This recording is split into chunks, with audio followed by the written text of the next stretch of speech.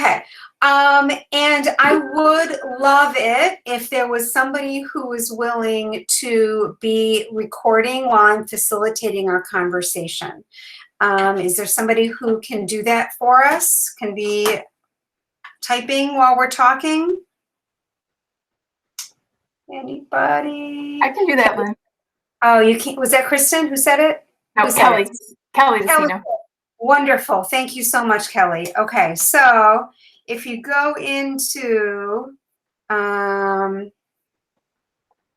back into the document, which I don't know if we can get back into again because it was. Yeah, I have it open here. The open in Google. Fantastic. Maybe can you share your screen, Kelly? Sure. And then Aaron has it great. Thank you, Aaron. All right, that is great. All right, so now that you just spent all this time listening to 3 presentations, which are not the ones you're talking about tonight, I'm going to ask you to back up the truck and think about a couple of weeks ago when we talked about communication. And we're not seeing it yet. Kelly, can you? Yeah, sorry, I had quite a few work documents open. I'm just trying to clean things up. In there. Okay, now I can do my entire screen here. Okay. Right. That's great. And here we go. Now you guys should see it. Is that correct? Yes. Okay. Well, actually, we just want to get to the SWOT. Okay, and I think I can see everybody. Okay, so let me get Rich in here.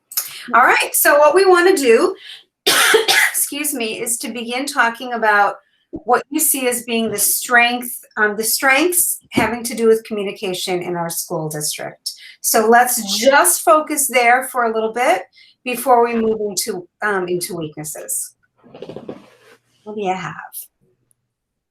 I mean, I guess I'll start. I do have to say, Lynn, about your ability to communicate to the staff and I think to the community has been super helpful, especially in this past year. So definitely, I think that's a strength, just like how, through your emails, the communication has really helped, I think.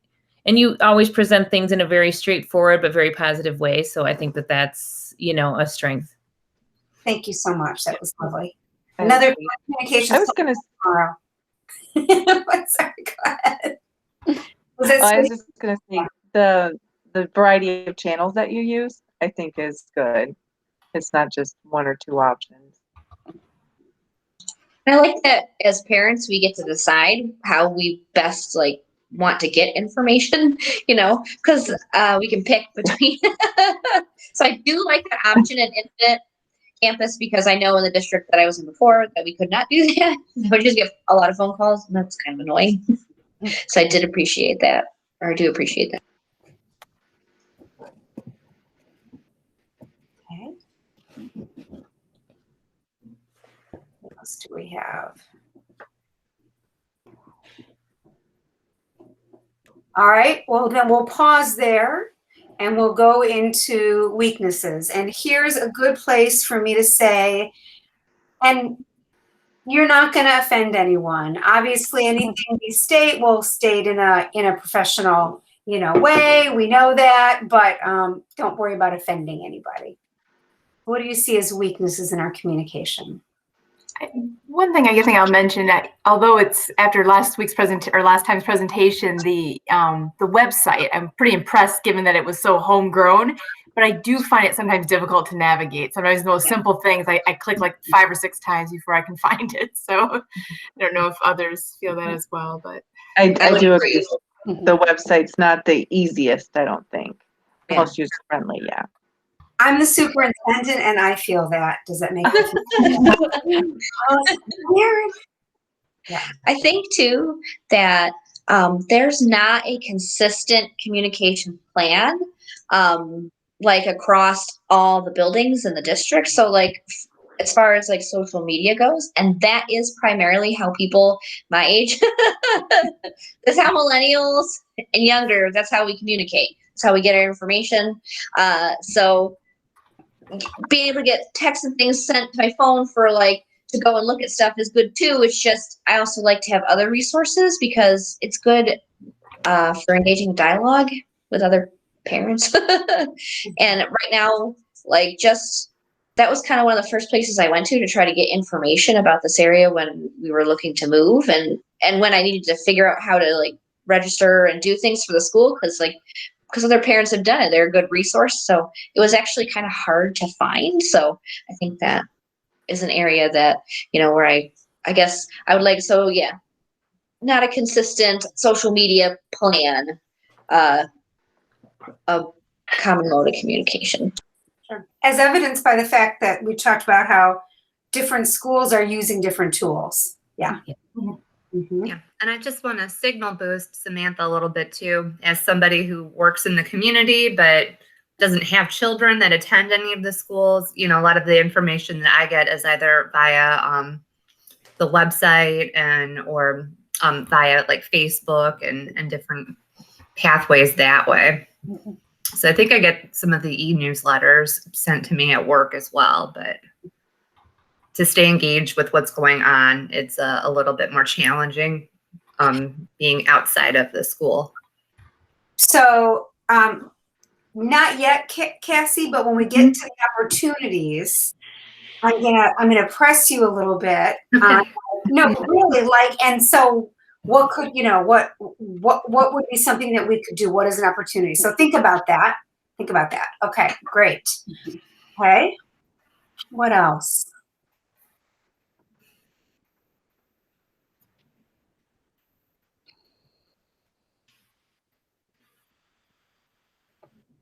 Well, I'm going to bring something up that was brought up in some of the feedback that people gave through the thought exchange last time, which has to do with our branding. Okay.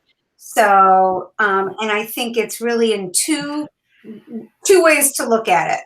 One is that we don't really have a clear social media presence, we also don't have a clear branding presence. We don't have a clear plan for, this is what we want our things to look like. These are the slogans we want to use, that kind of thing. Also, I'm just going to come out and say it. I really think our logo needs a refresh. Agreed. Mm-hmm. This is coming from someone with no design background at all. So I would definitely say it makes me think of the 90s. That's very, Yeah. like I feel like that's what it was. Yes. Also on the weaknesses, I think it was mentioned that the website is pretty much a one person, and it's definitely more labor intensive than it should be a one person job. And shouldn't be a one-person job, right? Right. So I'm saying right. Well, and in fact, I think the fact that it's hand-coded perhaps is kind of unique. So, our website, not just difficult to navigate, but difficult to create. And maintain. Difficult to maintain, exactly.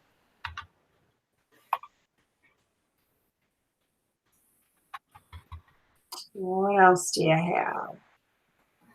Would it be at all helpful if, because it's been a couple of weeks, I would be happy to do a quick click through of my presentation last time? Would you like that? Yes, Okay. Yeah. Give me a second here to pull that open.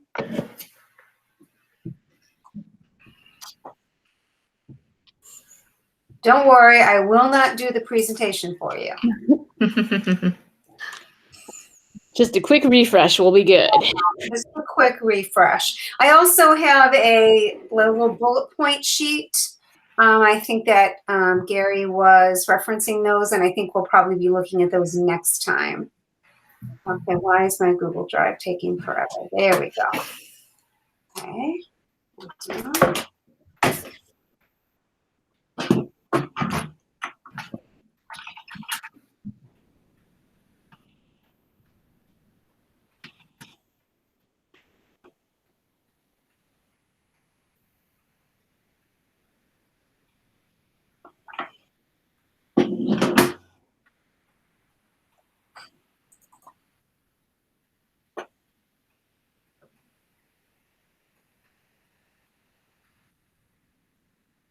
Okay, sorry.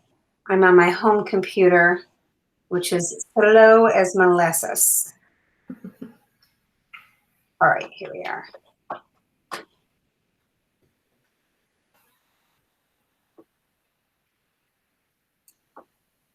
All right, what I'm going to do, let me come back to you. All right, let me show.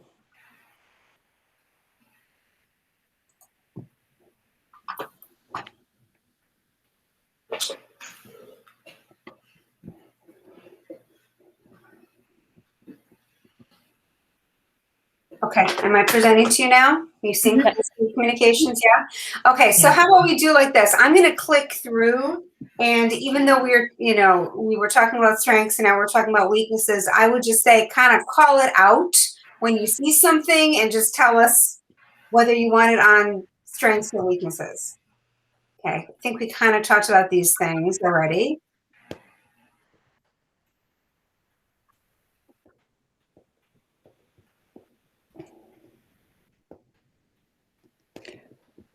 I do really like the thought exchange. I think that's a really useful tool.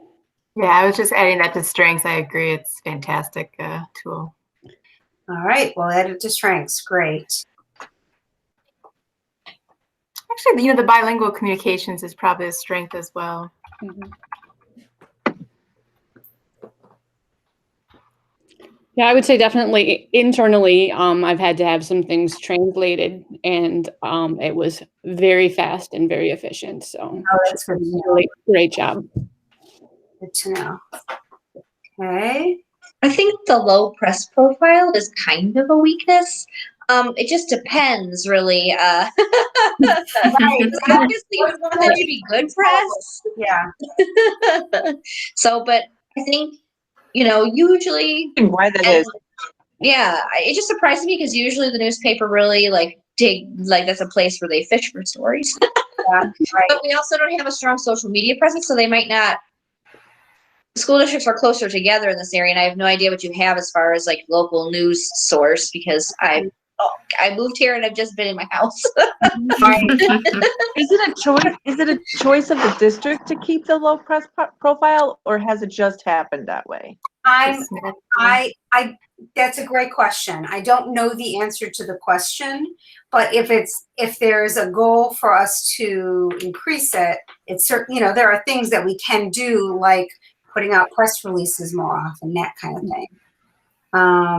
But I think there is something to, the more you, whatever, let's just I would say put it on as a weakness with a question mark, maybe. Maybe have some more conversation to it. Okay. All right, branding. So we kind of talked about that a little bit already. Mm-hmm. I think the fact that you're using a consistent template, even though you may change some of the things on it, but that you have that goal, I think that actually is a good thing, that people are going to see a consistent look to things as no matter where they are in the district, that creates a wholeness. Yeah. And the hashtag and, just the repetition of the one district, one direction, 1D46, I think that's pretty easy to latch onto, and that's very present in a lot of communication. I was going to say, I like that, the one district, one direction. I like that. I think that's a strength. And I'm not a fan of the district office sign. So that's a weakness.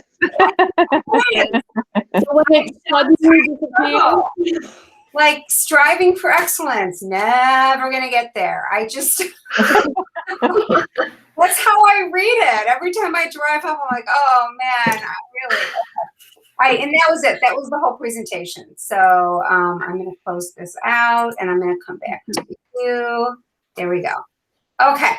So let's go back to Elisa. Yes. We're here many times. Actually, that was just my cursor. Oh, okay. But I would say, there was one thought. I thought, there's not a lot of newspapers anymore. really going away. So where's our local paper anymore? Mm-hmm. Yeah. I don't know. I live in Antioch, so we don't really have one. In Grace Lake, is there one? I don't know. I think, right. I mean, people tend to get, maybe they get the Daily Herald or the Tribune, and it's the Lake Division kind of thing. Yeah. And, there are school districts that are more often in those kinds of papers, or the online versions of them more, than we are. So obviously we can't control, right, what, Right. I think my point was it's a challenge because it seems like the newspapers are going away a little bit more. Yeah. All right, so let's talk about opportunities then. So we have improved communications with community members. Okay, so that's what I wanted to come back and talk with Cassie about a little bit. So any thoughts about what that looks like? And you get from other places? Yeah, I'm trying to think. I've got an outreach person who used to be an employee of the district. So there's good lines of communication there. And because she has, some of that insider knowledge, she has a good sense of who to go with in order to be able to, find out things or kind of get embedded. And I think we've got a couple of people that also, have full-time jobs in the school district and kind of, work a few hours at our library, or I think Becky Payleitner is a floater, so we've got her on an as-needed basis. So we've been lucky that way that, we have a lot of those channels of communication open, just because, we've got a lot of staff that have either been involved in the school district or formerly involved in the school district. Or married. But I think one of the things that we've been thinking about as a pie in the sky idea was maybe, through the library having some kind of community,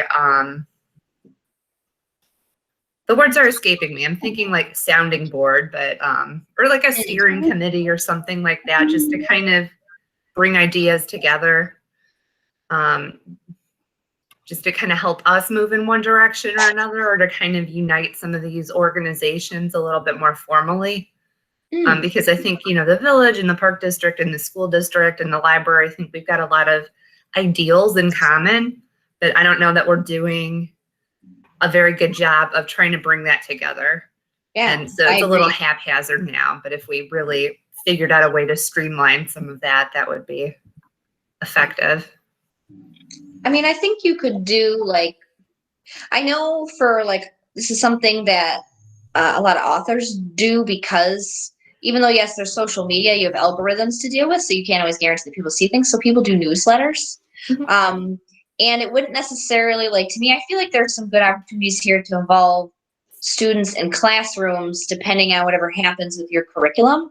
Because your social media presence, I feel like definitely would be a good thing to involve students on it, in that marketing.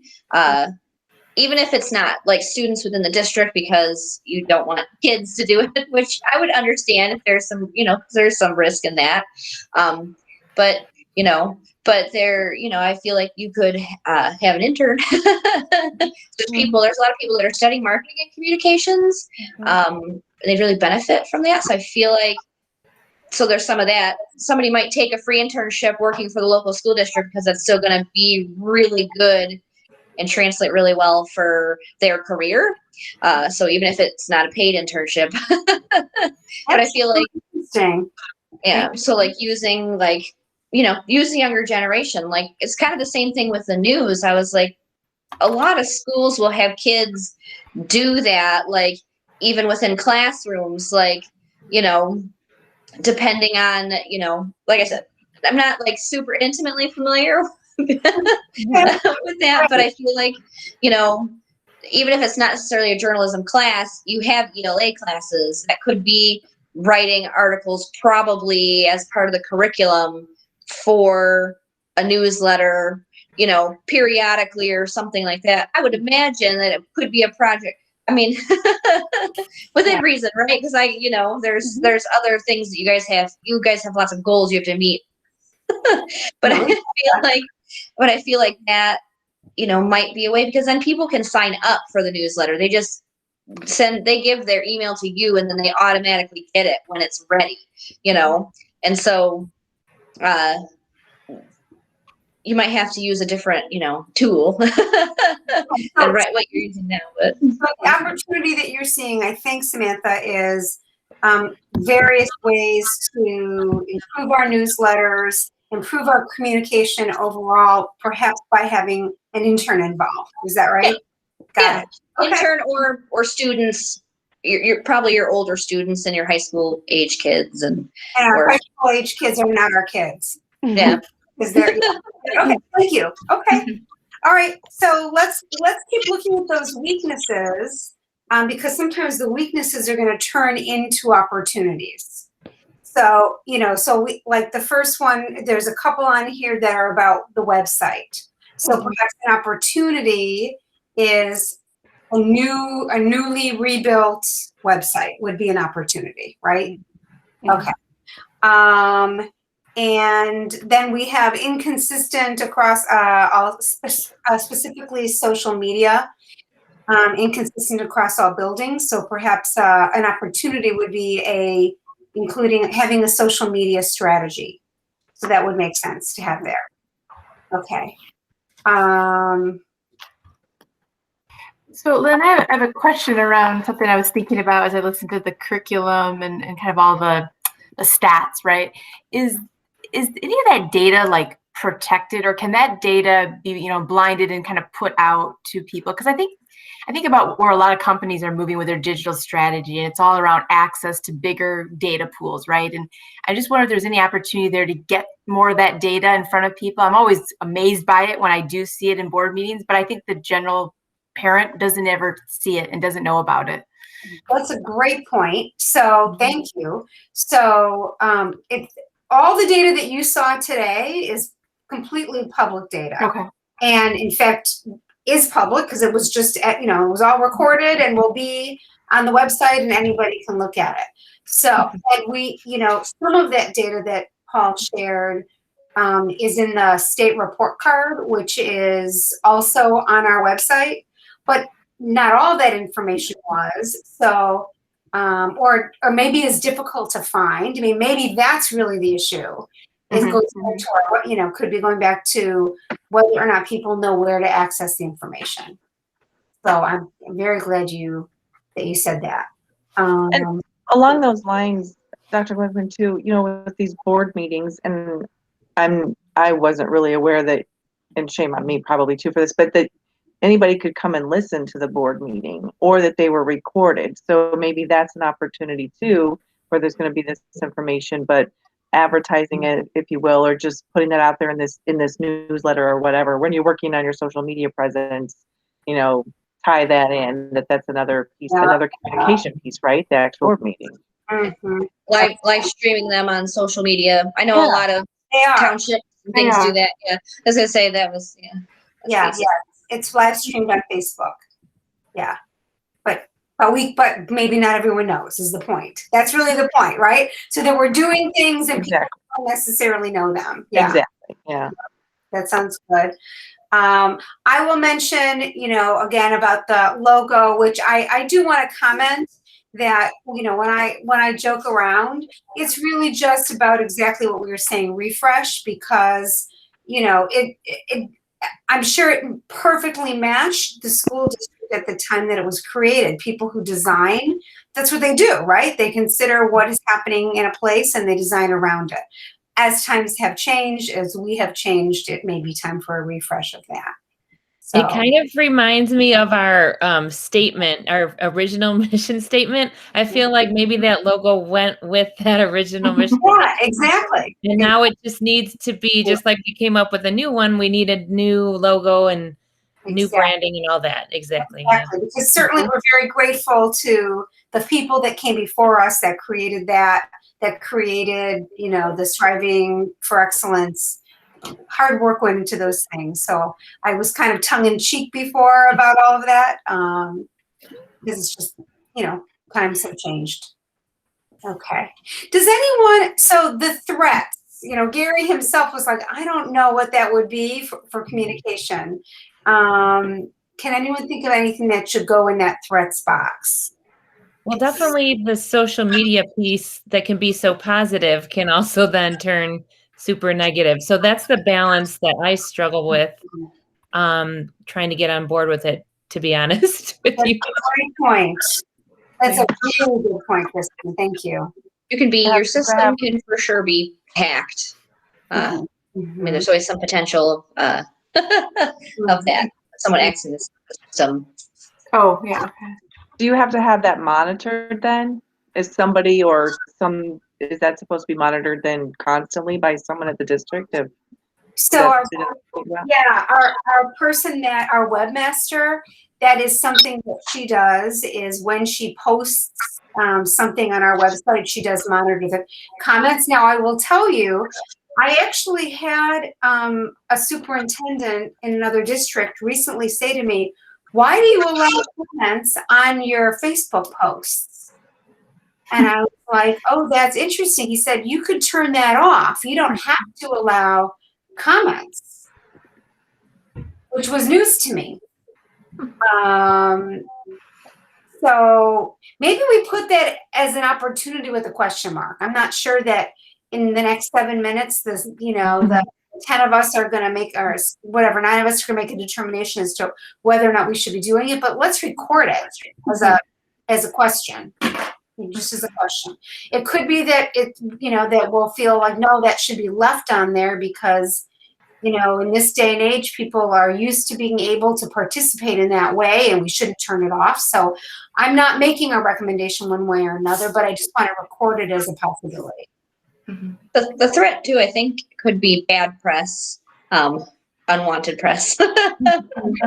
Right. So if we increase our press presence, because we want to display the facts that things we're doing in reading, subjects become known, and when things are more difficult and they're looking for places to go interview, suddenly we're the place to go interview, right? Yeah, that's a great point.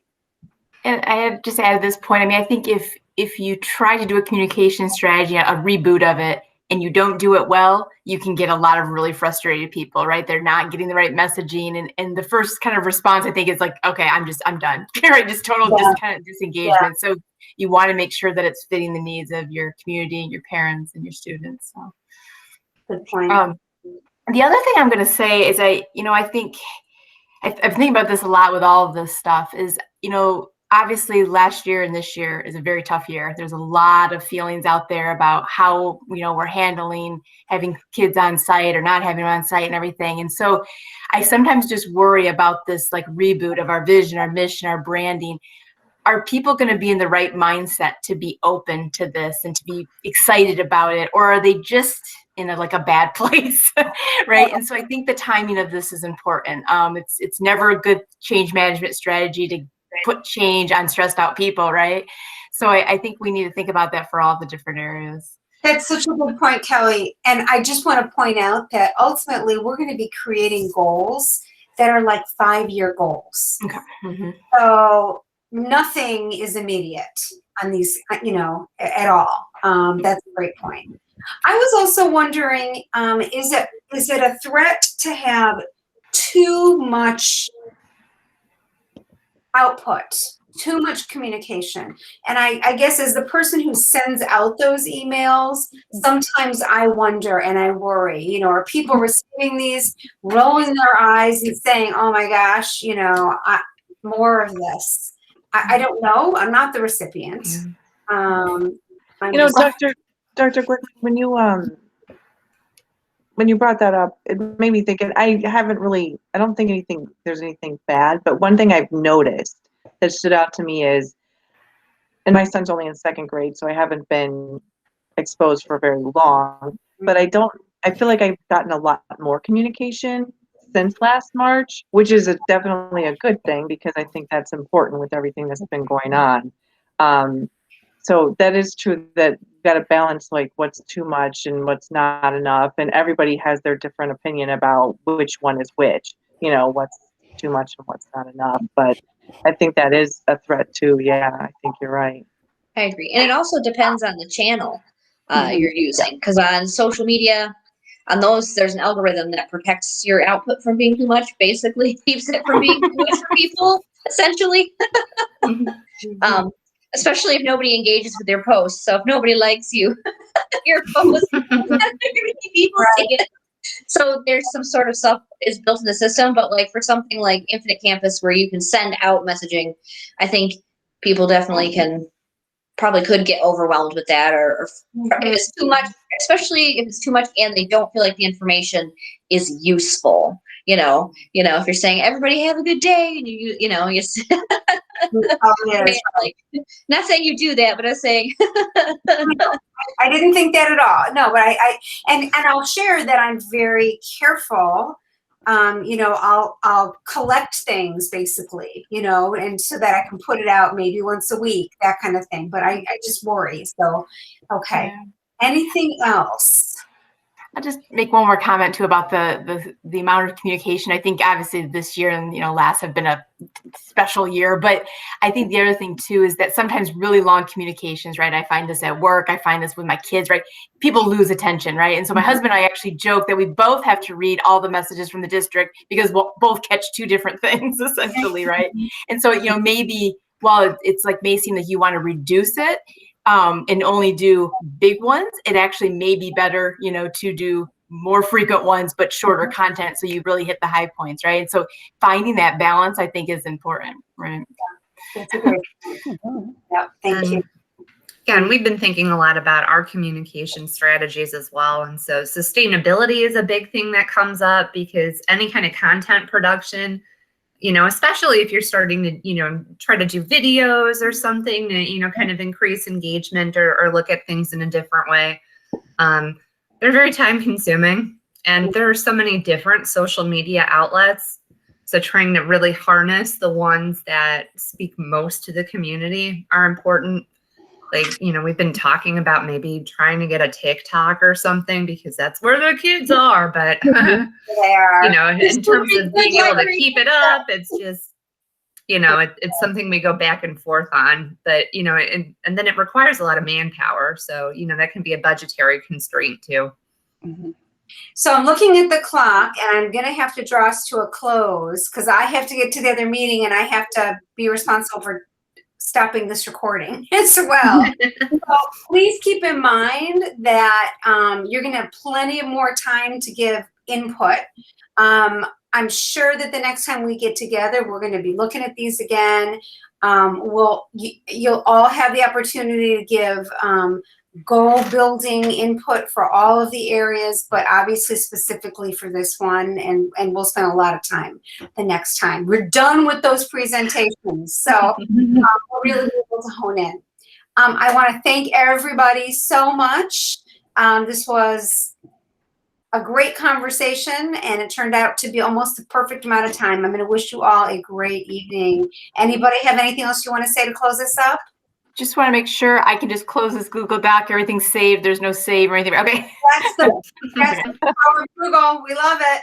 All right. Have a great night, everybody. All right. Thanks, guys. Bye-bye. Good night.